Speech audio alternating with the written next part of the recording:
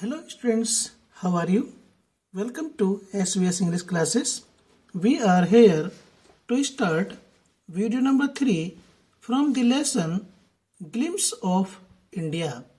भारत की झलक नाम के पाठ की ये वीडियो नंबर 1 है. ए बेकर फ्रॉम गोवा. गोवा का एक पाव वाला. Written by Lucio Rodriguez. तो वीडियो नंबर 3 में आपका पुनः स्वागत है. और वीडियो नंबर 3 को शुरू करने से पहले थोड़ा सा हम वीडियो नंबर 2 के एंड में चलते हैं. घर की महिला अपनी बेटी की सगाई पर सैंडविच बनाना जरूरी समझती है और क्रिसमस और अन्य अवसरों पर केक और ब्रेड बनाना जरूरी होता है. इसे हम वोलिन हास कहते हैं.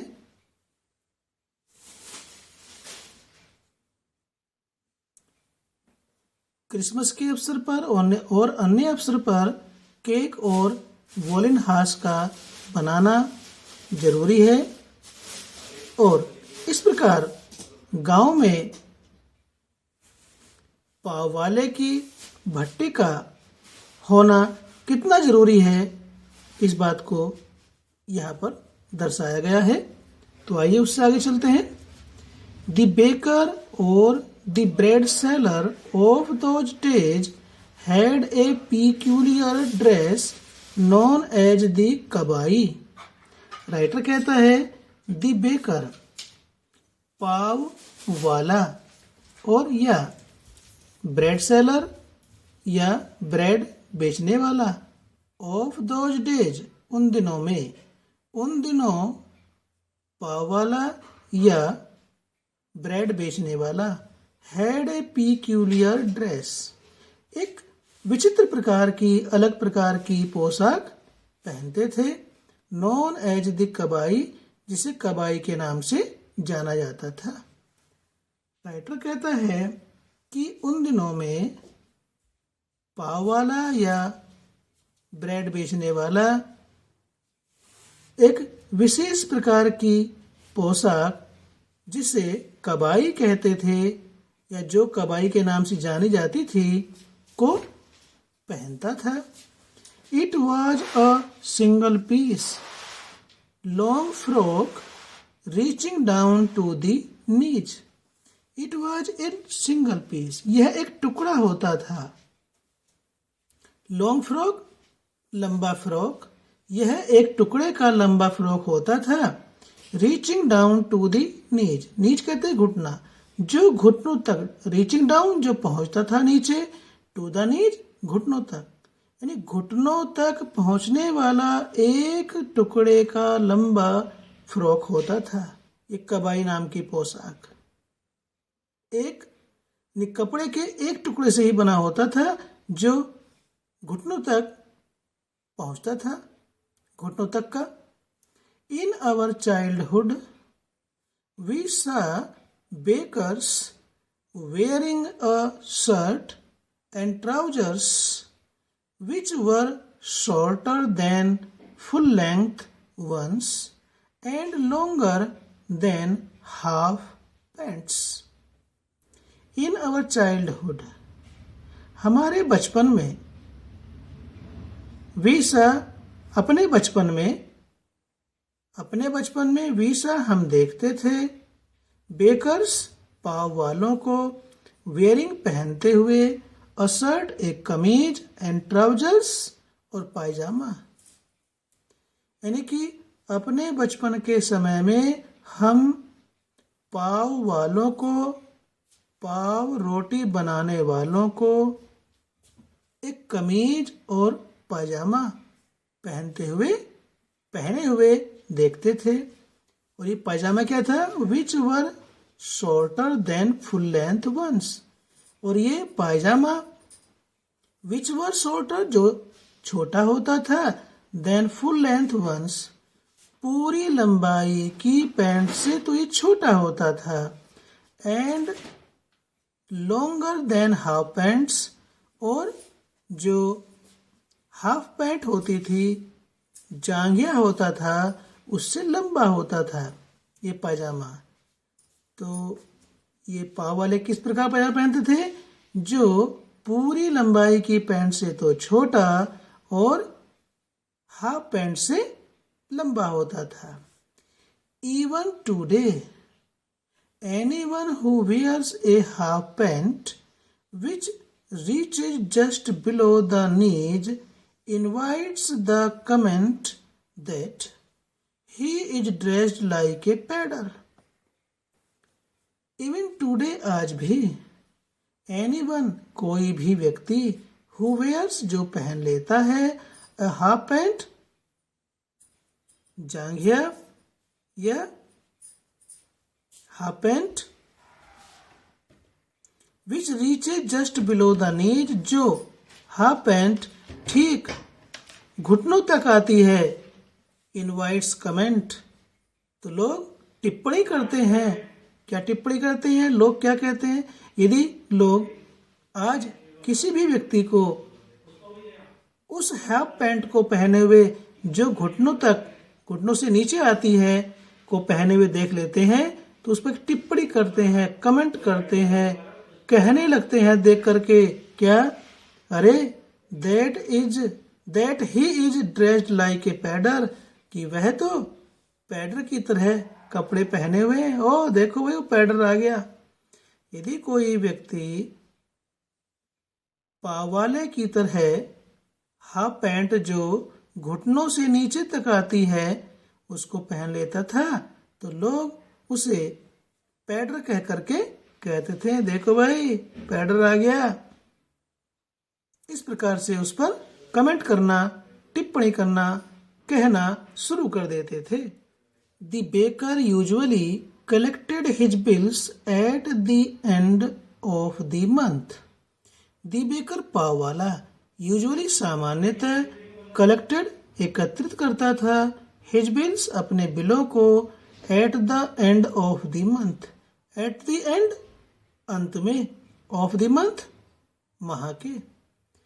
पाव वाला सामान्य रूप से महीने के अंत में अपने बिलों को एकत्रित करता था। Monthly accounts used to be recorded on some wall in pencil. Monthly accounts मासिक हिसाब किताब, मासिक लेखा जोखा, यूज टू बी रिकॉर्डेड अंकित होता था, ऑन सम वॉल किसी दीवार पर, इन पेंसिल पेंसिल से। पाव वाला पेंसिल से किसी दीवार पर मासिक हिसाब किताब अंकित करता था या लिखता था। Baking was indeed a profitable profession in the old days. Writer कहता है बेकिंग मीन्स पाव रोटी पकाने का कार्य, पाव रोटी बनाना। was indeed वास्तव में था, indeed मीन्स वास्तव में, a profitable मुनाफे का, प्रोफेशन मीन्स पेशा या सौदा, इन द ओल्ड एज पुराने दिनों में। राइटर कहता है कि पुराने दिनों में पाव बनाना वास्तव में एक लाभकारी या मुनाफे का सौदा होता था। The baker and his family never starved. Writer कहता है कि द बेकर पाव वाला, पाव बनाने वाला, एंड हिज फैमिली और उसका परिवार, नेवर स्टार्व्ड कभी भूखों नहीं मरते थे। वे कभी भूखे नहीं मरते थे, उन्हें कभी खाने की कमी नहीं रही। He, his family, his servants always looked happy and prosperous. आगे राइटर कहता है ही, वह कौन? पाव वाला, हिज फैमिली उसका परिवार, एंड हिज सर्वेंट्स और उसके नौकर। ऑलवेज लुक्ड हैप्पी, हमेशा लुक्ड प्रतीत होते थे, दिखाई देते थे या दिखते थे। हैप्पी मीन्स खुश, एंड प्रोस्पेरस और संपन्न। पाव वाला, उसका परिवार, उसके नौकर हमेशा खुश और संपन्न दिखते थे, दिखाई देते थे। Their plump physique was an open testimony to this.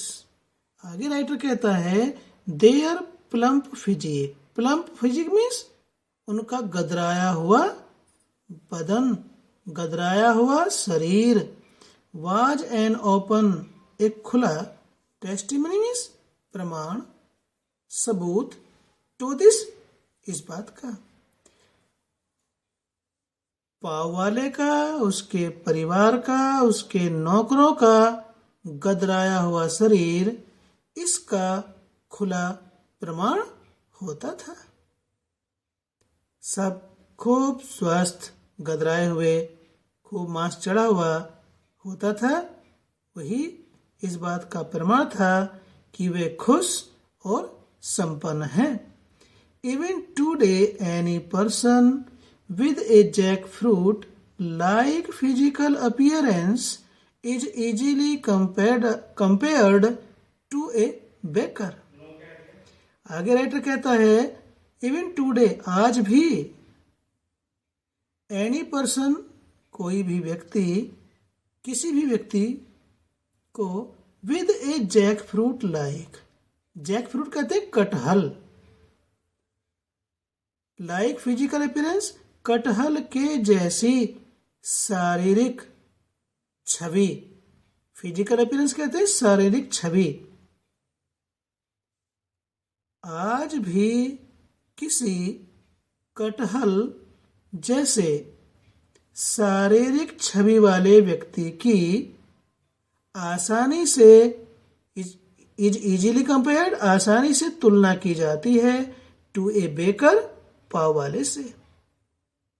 लेखक कहता है कि यदि हमें सामान्य रूप से आज कोई व्यक्ति खूब मोटा ताजा गदराया हुआ मिल जाता है, कैसा, कटहल के जैसी छवि वाला, शारीरिक छवि वाला, तो हम क्या कहते हैं, तो हम बड़ी आसानी से उसकी तुलना पाव वाले से कर देते हैं। आज भी कोई व्यक्ति कटहल जैसी शारीरिक छवि को आसानी से बेकर से तुलना कर देते हैं, या आसानी से तुलना की जाती है। मीन्स यदि हमें कोई मोटा ताजा कटहल के जैसा छवि वाला व्यक्ति मिल जाता है तो हम उसकी तुलना पाव वाले से कर देते हैं। देखो भाई कैसा पाव वाले की तरह गदरा रहा है, और कटहल भी खूब गदराया हुआ मोटा सा होता है। तो यहाँ पर कटहल की तुलना किसी भी व्यक्ति के मोटे ताजे शरीर से की गई है। इसको देख कर कह देते हैं कि यदि भाई देखो ये व्यक्ति कटहल की तरह मोटा सा, फूला हुआ सा, गदराया हुआ है, और उसकी तुलना आसानी से किसी बेकर वाले से कर दी जाती है। तो कहानी काफी रोचक है, काफी हंसी देने वाली है, इंटरेस्टिंग है।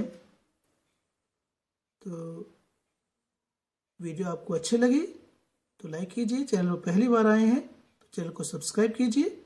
ये जो स्टोरी थी ए बेकर फ्रॉम गोवा, ये 3 वीडियो में यहाँ पर समाप्त होती है।